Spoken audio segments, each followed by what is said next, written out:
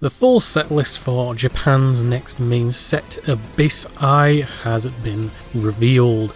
This is going to be our third set of the year, but for us it's not going to be coming out until July with the name Pitch Black, kind of a meh type of name. Abyss Eye just sounds so much cooler. As of the time I'm recording this video, Abyss Eye will be released next Friday. I believe it's the 22nd of April, but we will not be getting it until July 17th, I believe. So I'm going to be going through the set list, picking out some noteworthy cards to talk about. These are day one, hour one translations, so there may be some errors, there may be some mistranslations and some mistakes. So if something seems weird, then that's probably just a mistranslation. It'll probably get corrected later on. If there's anything that I missed or anything you felt was worth talking about, do let me know, and feel free to discuss the cards in the comments. Without further ado, let's get into the set list. Starting off with Lurantis EX. It's a 260 HP grass type Pokemon with the Lively Cutter attack, 60 damage. If this Pokemon healed during this turn, this attack does 200 more damage. Grass decks have plenty of different ways to heal, or we just have cards in general that let us heal damage off of our Pokemon. There's support cards and item cards that let us do that type of stuff. So getting the 3 extra 200 damage for 260 damage for 1 energy seems very, very strong. And it also has Leaf Guard for a grass and a colorless, 140 damage during your opponent's next turn. This Pokemon takes 50 less damage from attacks. This could be splashed in some grass decks as like a big attacker or something like that, considering grass does have ways to heal itself. But I'm not sure if those cards are even played inside of grass decks. I know there are some Pokemon that heal when you use their attack. For example, Mega Venusaur heals itself. But Hydrapple EX does have the Ripening Charge. Once during the turn you may attach a basic grass energy from your hand to one of your Pokemon. If you attach an energy to a Pokemon in this way, heal 30 damage from that Pokemon. So that could be a way that you get that extra damage boost for Lurantis. And some Ogerpon Meganium lists have started playing Hydrap, so Lurantis could possibly be splashed in as this big attacker. Because 1 energy for 260 damage, but that's not bad. It does require you to obviously take damage first, because you can't use the heal and heal off no damage and then get the damage boost. You have to get hit first, obviously. But still, pretty decent card. Next up, Wailord EX. This is a 380 HP stage 1. It's the highest stage 1 evolution, but then again, it's Wailord. Wailord always has a massive amount of HP. Has Surf for free, Water 120 damage, and then Falling Down for 5 Water energy, 270 damage, but it is now asleep. Very heavy energy cost for decent damage, but at the downside of it now being asleep.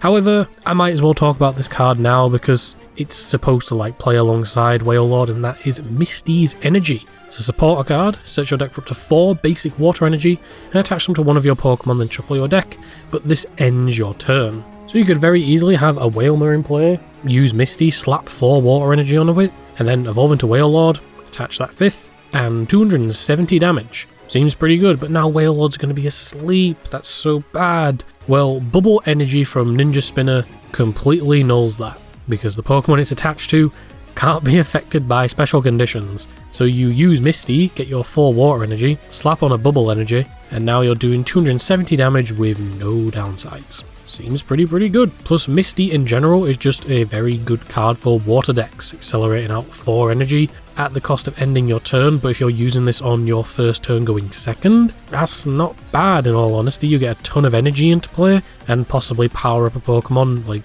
instantly in the case of Wailord, and then you've got a 380 HP Pokemon smacking for 270 damage on your next turn. Seems pretty strong. Another card that could possibly be paired alongside Misty's is Seeking. Its attack for free colorless Hydro Jet. This attack does 30 damage for each water energy attached to this Pokemon to one of your opponent's Pokemon. So you can attack bench Pokemon, 30 damage for each water energy onto it. Misty attaches 4, and then you can slap on an extra one, and that's 150 damage to a bench or to an active. It's alright, I suppose. It seems decent, but obviously Misty does have that downside of ending your turn, so you'd have to do this pretty early into the game, in all honesty. but it does seem like a pretty decent card to use. Plus, I don't know if we have any Pokemon in the format that can move water energy around the board. That could be pretty useful. So you've got a Wailord or two powered up, you could move all that energy into a Seeking and do a bench snipe for a lot of damage. It seems decent, but I just don't know if we have the tools to make it work just yet. Next up is Relicanth with Fossil Beatdown, 10 damage, and this attack does 30 more damage for each of your bench Pokemon with Antique in its name. Antique being the fossils, and all the different fossils for all the different fossil Pokemon. So Relicanth is actually a pretty good early game attacker for those fossil decks. So while you've got all those antique Pokemon on your bench ready to evolve into actual Pokemon, then you can be attacking with Relicanth and doing quite a bit of damage actually. Like an extra 30 damage for each one is pretty decent and does add up over time, especially in the early game and for 1 energy. And then once you've got all those other Pokemon powered up, then Relicanth is kind of just becomes useless in all honesty and kind of takes up bench space, but it's all good. It's a pretty good early game attacker for fossil decks if you need to use it. Next up, Primarina with Max Melody. You may use this ability once during your turn. When you play this card from your hand to evolve one of your Pokemon, heal all damage from one of your Pokemon. Gonna lie, it's pretty situational and it's on a stage 2, but you could pair it with Lurantis, even though that's probably not gonna happen. There's attack, Aqua Return, 120 damage, return this Pokemon and all cards attached to it into the hand. So you can do a decent amount of damage and then just bring it back into the hand and then possibly evolve back up into it next turn and heal something up. So kind of sort of like a heal loop, but that requires you to obviously have another Poplio in play, and also a rare candy or anything to evolve it into Primarina. It seems decent, but it probably won't see play to be honest. But it's worth mentioning. Next up, Vikavolt with Quick Drive. This attack does 50 damage to one of your opponent's Pokemon. Like a bench snipe for 1 energy is pretty decent. But then we have Giga Electromagnet Blaster for 2 lightning, 260 damage. But if this Pokemon doesn't have any Bolty energy attached, this attack does nothing. Bolty energy is the new lightning special energy coming from this set, and it makes sure lightning Pokemon this card is attached to do 20 more damage. So Electromagnetic Blaster technically does 280 damage just for having Bolty energy on. Well, you need Bolty energy on or else it can't do anything. But 280 damage for 2 energy is like really good. Like that's very strong. But you do need to have this special energy onto it, and you can only run like 4 copies of it. But even then, that's really good. Like if you attach early on into the game and then rare candy into this thing, attach a Bolty energy, you have a 280 damage single prize Pokemon basically. Very strong. Next up, Mega Zeraora EX with its Thunder Fist, 60 times damage. This attack does 60 damage times the number of lightning energy attached to this Pokemon. I don't think we have many lightning acceleration cards anymore in the format. Obviously with rotation we've lost a bunch, like the main one being Electric Generator, that was the main one being used. We do have Joltik, but Joltik attaches to grass and to lightning, so you're only going to get 120 damage. Attach return, that's 180, but that does mean you can use the second attack, which does 150 damage for 3 lightning energy, not 2. And then switch this Pokemon with one of your benched Pokemon. Not gonna lie, this card just doesn't really seem that good unless we get like some more lightning acceleration type cards. We might have some, I just can't think of any. But if there is, this card's pretty decent. If there isn't, this card isn't very good. Next up, Slowpoke and Slowbro. Mentioning these two together because Slowbro is a very familiar card to those of you who may have played during the Sun and Moon era. So Slowpoke has the unlimited disposal attack. You may discard as many cards from your hand as you like. Just empty out your hand if you want. And then Slowbro has All Out. Does 50 damage, and if you have no cards in your hand, this attack does 160 more damage, for a grand total of 210 damage. So if this sounds familiar to you, it's because Granbull from the Sun and Moon era had a pretty much identical attack. If you had no cards in your hand, it does an extra damage, and that deck was really good because there was a lot of ways that you could just empty out your hand incredibly quickly. And in our current format, there kind of is. Like, we have discard cards, and we also have like Larry's Technique or something. Larry's Skill says discard your hand, search your deck for a Pokemon, a supporter card, and a basic energy card, reveal them and put them into your hand, then shuffle your deck. Now, this doesn't leave you with 0 cards in your hand, but you can basically get a Pokemon and then maybe like evolve that Pokemon, or like, I don't know, attach the basic energy and then you have a supporter card in your hand, but you could maybe find something to discard the support card, or like, I don't know, save it for next turn. It's very weird, because we do have the cards available in order to make it work, but in terms of actually making it work, we'll just have to wait and see what is cooked up in Japan when the set releases next week. Next up, we have Mega Chandelure EX with its Cursed Flame ability. Your opponent's active Pokemon's retreat cost is 1 colourless more. Keep in mind this ability stacks, it's not once per turn, so with multiple Chandelures in play, you just increase the retreat cost of your opponent's Pokemon. And with the pre-evolution Lampent, it's very easy to get multiple powered up because of its returning lights. Search your deck for up to 3 Lampent and just put them on your bench. So 1 Lampent turns into 4 Lampents, which you can then use to evolve into Mega Chandelure and give your opponent's Pokemon a massive retreat cost, which is also pretty good because you can make a Pokemon with a high retreat cost even higher, so your opponent is going to struggle getting out the active, or give a Pokemon with no retreat cost a retreat cost, making it more difficult for your opponent to get out of the active. And this also plays into its attack, Phantom Maze for 2 Psychic, 130 damage. This attack does 50 more damage for each colourless in your opponent's active Pokemon's retreat cost. So if they already have a high retreat cost, you're going to do extra damage, but with the more Chandelures you have in play, the higher the retreat cost is going to be, therefore the more damage you're going to do. And 50 for each one. If the Pokemon already has like 1 or 2, that's an extra 100 damage. And then with the Chandelure in play, that's an extra 50 for an extra 150. Then you have another Chandelure in play, that's adding on 200.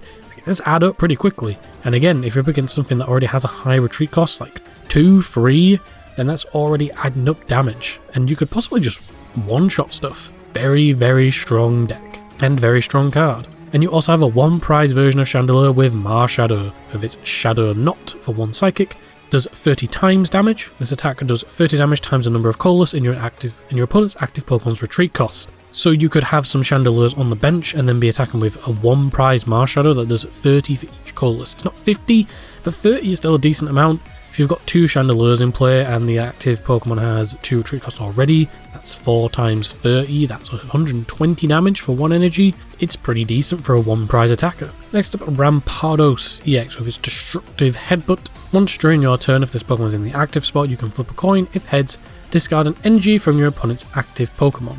Pretty strong, but it does rely on a coin flip. And we all know how coin flips can be. I think it's a Rampaging Hammer for 2 Fighting, does 150 damage.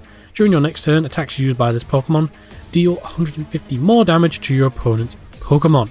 So you can do 150 damage, and then during your next turn, you do 300 damage. I mean, it's okay, but it is on Fossil, and we all know Fossil decks, it can't really be a thing in the format with Badoo running around, but it's still decent, I guess. Like, you could run some type of Fossil deck if you really wanted to.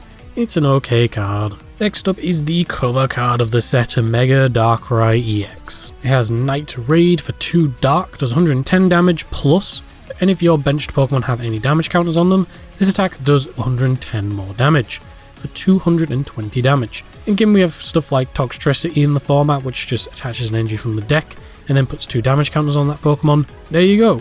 You can already start doing extra damage. And then we have Abyss Eye, haha, that's the name of the set. For 3 Dark, if your opponent's active Pokemon is afflicted by any special conditions, it is knocked out. In terms of inflicting special conditions, I mean, there's a few. We obviously have like a few ways of inflicting special conditions and getting that instant KO. There are a couple of item cards that can inflict special conditions. There's a couple of Pokemon that can do it. It seems pretty decent. We'll just have to wait and see what happens with the deck. Next up, we have Morpeko EX with its Wheel Draw for 1 Dark. Shuffle your hand into your deck and then draw 6. But it also has Hungry Bomber, 40 damage, and this attack does 40 more damage for each damage counter on this Pokemon. And again, like, Dark has stuff like Toxtricity, so you can very easily use Toxtricity twice, get 4 damage counters on this thing, and then what, 4 times 4 is 160, so you're doing 200 damage, and then if it takes and hit, then you're doing even more damage. But it does have a pretty low amount of HP at 180, so it's very easy to one-hit KO. But as like, I guess an endgame attacker, like something you need to quickly put down, power up and attack with, it could be useful in that way. But I'm not entirely certain. It could be splashed inside of Dark Box decks as just like an endgame type attacker that you can very easily power up basically. And then we also have Chi-Yu for 1 Dark, Spiraling Envy, does 20 plus, If this Pokemon has 2 or more damage counters on it, this attack does 90 more damage. Again, very easily to do with something like Toxtricity, which puts 2 damage counters on, so you can do 110 damage for 1 energy early game. It's pretty decent as an early game attacker for Dark decks. Next up, Mega Excadrill EX with its Dig and Break for 2 metal, 90 damage, discard the top 2 cards of your opponent's deck, it's alright. And then 3 metal Maximum Drill does 200 damage, but if this Pokemon has at least 2 extra energy attached in addition to its attack cost, does 130 more damage. Keep in mind it does say 2 extra energy, it can be any type of energy, it doesn't have to be metal. 5 energy for 330 damage is alright. I mean, metal does have some ways of getting powered up. We have stuff like Steven's Metagross, we obviously have Chaladon that can easily get it powered up, so it could be useful inside of those decks. It does have a pretty hefty 4 retreat cost, but you're hitting 330 damage, I don't think you care about that retreat cost. You're just sitting on something that is going to be smacking your opponent for a lot of damage. Next up, Toucannon. This has the ability Sky Draw. Once during your turn, draw a card. Doesn't have to be on the active, it doesn't have to have anything on this and this on it, it's just pretty decent. And its attack is also pretty good for 1 colorless, Feather Rondo, 60 damage, and then stack does 20 more damage for each benched Pokemon in play, both yours and your opponent's. So if both of you have a full bench, that's 260 damage for 1 energy on a stage 2 with the ability to draw a card. That's pretty good. And if your opponent has something in play like Areas of Under Depths, that damage is just going to build up. You could do 300 damage. Like, pretty decent card, not going to lie. Could be splashed inside of ton decks, could be played as its own deck. Because again, the draw ability isn't once per turn, so if you have multiple in play, you can just draw a card for each one. Very, very good card. And then we have Silvally with Buddy Call. Once during your turn, you may use this ability. If you have no cards in your hand, search your deck for a supporter card, reveal it, put it into your hand, then shuffle your deck. There's a couple of other Pokemon with this, like, no cards in your hand type of rule. There's also a Feeble, which says if you have no cards in your hand, you can use the attack of one of your opponent's Pokemon. Just any one of the attacks, you can just choose an attack. So that's pretty strong. So if you get yourself down to 1 card in hand, you can use Buddy Call, get any supporter you want, and then, you know, just use it, whatever it is. Its attack though, 3 colorless for 130 damage, discard an energy attached to this Pokemon. I mean, it's not the best, but its ability is pretty decent. And that's it for the Pokemon, except it isn't, I lied. Because there is a certain group of Pokemon that I have left to talk about together because they are pretty much like an entire archetype. That being the Ghost Veil Pokemon. So we have Poltergeist and Sinistature with the Ghost Veil abilities. So pretty much all the Pokemon in this Ghost Veil archetype, except for a few, have the Ghost Veil ability. This ability is pretty good. This Pokemon can't be affected by effects of attacks or abilities from your opponent's Pokemon. No Phantom Dives, no Monkey Dory moves or anything like that. Pretty strong ability, and then each one of them have a different attack. So Poltergeist for 1 colorless puts 1 damage counter on your opponent's active Pokemon. Sinistature ups that.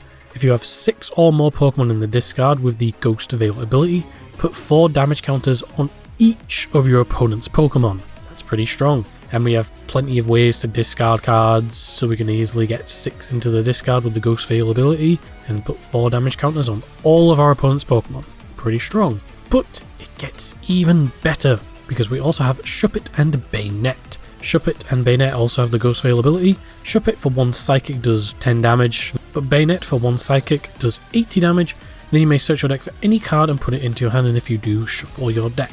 So you obviously have a way to search out anything you may need or any card you may need for next turn. And with the very, very lack of hand disruption in the format, except for stuff like Red Card, but Red Card requires your opponent to have 3 prize cards, and Unfair Stamp requires something to be knocked out, you can very easily just get anything you want for next turn and threaten that to your opponent. But there is also 2 more Pokemon for the archetype. They don't have the Ghost Veil ability, but they do work with the Ghost Veil Pokemon. One of them being Spiritomb. For 1 Psychic, Soul End. If you have 13 or more Pokemon in this card with the Ghost Veil ability, choose 2 of your opponent's Pokemon and quadruple the number of damage counters on them. I think this is the first time we've seen the word quadruple on a Pokemon card. So if you've hit something, or 2 things for a bunch of damage, you can just use this, target those 2 Pokemon, and quadruple the number of damage counters on them. It doesn't deal damage, it just takes the damage already on it, and then times it by 4. So if you've done 100 damage, they now have 400 damage on them,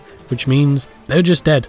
but it does require you to have 13 or more Pokemon with the Ghost Veil ability in the discard, and currently we have Shuppet, Bayonet, and then Poltergeist and Sinistature, playing 4 copies each of those. That's, what, 16? So you pretty much need almost all of them in the discard, so this is pretty much like the end game attacker for the deck. But we also have a very, very strong early game attacker for the deck, that being Dhelmise. 1 Psychic, Regretful Rage, 30 damage.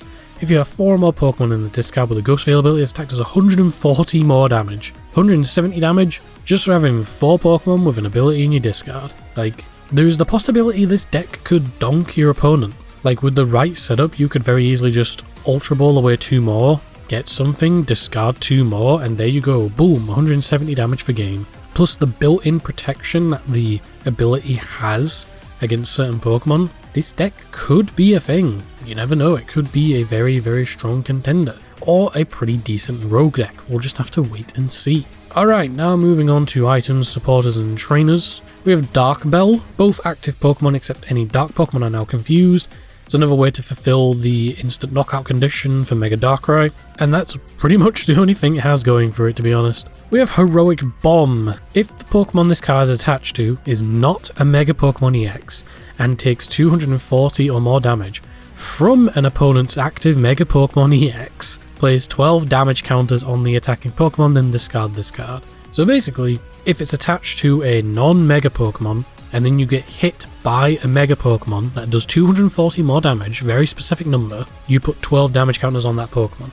I don't think there are any Mega Pokemon that do that amount unless they have like damage boosts or reach certain conditions, so this card's kind of like very, very, very situational, and in terms of Mega EX Pokemon that are like actually good in the format, there's not many. Like, it just seems like a very situational card and probably will never see play. Retry Badge. Once during your turn after you flip any coins for an attack of a colourless Pokemon this card is attached to, you may ignore the results of those coin flips and begin flipping those coins again. So basically, if it's attached to a colourless Pokemon and it has a coin flip as part of like its attack, or I mean, yeah, it has to be for an attack, and you get a result that you don't want, you can ignore the results and flip again. Mega Kangaskhan is gonna love this, and there are some other colourless Pokemon that have this type of thing, so you can just ignore those coin flips and then do them again, but you could just hit the same results again. And if it's a situation where you need 2 of the same result, it says ignore those coin flips.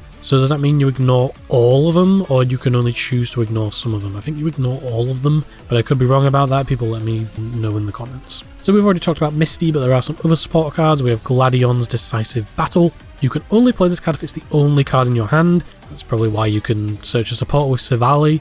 So you'll search this with Silvally and then use it. And it says that during this turn, attacks used by your Pokemon that do not have a rule box do 80 more damage to your opponent's active Pokemon. Like, that seems pretty good, but again, it's a very, very situational card. You need to have no cards in your hand, and it only affects the damage of non-rulebox Pokemon. But with the current, like, setup for this type of deck, like this no-hand type of deck, you do have multiple options. Like, for example, with the Feeble, you can add an extra 80 damage to the attack that you copy. With Slowbro, you can do now, 290 damage. Probably not going to be using it with Silvally, but like, it's a very situational card, and it just has to be the last card in your hand and all that type of thing. So it could be useful, but I just think it's a bit too situational. This next support card, however, is completely useless. You may only play this card if one of your Pokemon was knocked out during your last turn. This is Rust Syndicate Grunt. Discard 1 energy attached to one of your opponent's Pokemon. Why would you ever waste your support card on discarding an energy?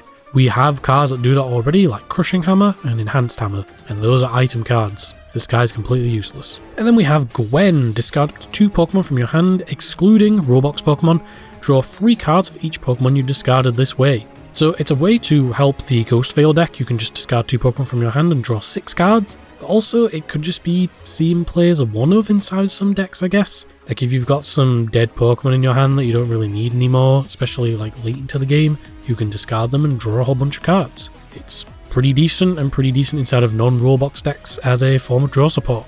Could see playing inside of stuff like Festival Lead maybe, or maybe Crustle, because you know, you might not need Crustle and then you can discard some stuff and draw some stuff. It seems like a pretty decent card. And then the only stadium from this set is Fossil Excavation Site. Once during each player's turn, that player may search the deck for up to 2 trainer cards with Antique in their name, put them onto the bench and then shuffle your deck. So if you get item locked, you can still search your antiques, but even then you can't play them because they're item cards. Even though you're going to be playing them as Pokemon, you still can't play them.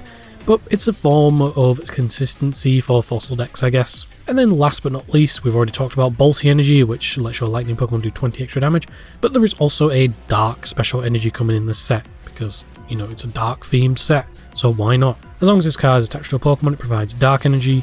Prevent all damage done by your opponent's attacks to the benched darkness Pokemon this card is attached to. So if it's attached to a darkness Pokemon, and it's on the bench, it can't take damage while it's on the bench. I mean, that's pretty decent, but it's only from attacks, so if your opponent uses an ability or an effect of an attack, it still works on them, but it's a form of protection nonetheless. And that is it for all the noteworthy cards worth talking about in Abyssai. Again, if there's anything that I missed, or anything you feel that was worth mentioning, do let me know in the comments. Overall, in my opinion, this set is like okay. It's a lot better than the past 2 sets we've gotten. There's some decent stuff in here, like Bolty Energy is pretty good for lightning decks make a resurgence. There's quite a good plethora of dark support in here. Mega Darkrai could be a thing. Mega Chandelure is pretty decent. We have the Ghost Veil archetype, that's pretty good. We have some decent support cards that could see play instead of other decks, or maybe see play in the future. For example, Misty's pretty good. Like, it's decent, it's not amazing, but for what there is, it's pretty good. And that is it for this video. Let me know your thoughts in the comments, what you think about Abyssai. What are you looking forward to in this set? What are you going to be picking up for your decks? What are you going to be building from this set? What illustration rares and secret rares are you hoping to pick up, or what Pokemon are you hoping get them, because we haven't had a lot revealed at the moment of the time I'm recording this. Do let me know in the comments, and again, if there's anything that I missed or didn't talk about, do let me know, because I often do just skim past stuff and then it ends up seeing play. There's plenty of stuff like that, like Doublade. I didn't talk about that in my Perfect Order set list review, and it turns out to be a good card. My bad. Do let me know your thoughts in the comments about this set, what you're going to be picking up, and just your thoughts in general. Make sure to like, comment, subscribe, all that nonsense. Any and all support is greatly appreciated. And you take care, please.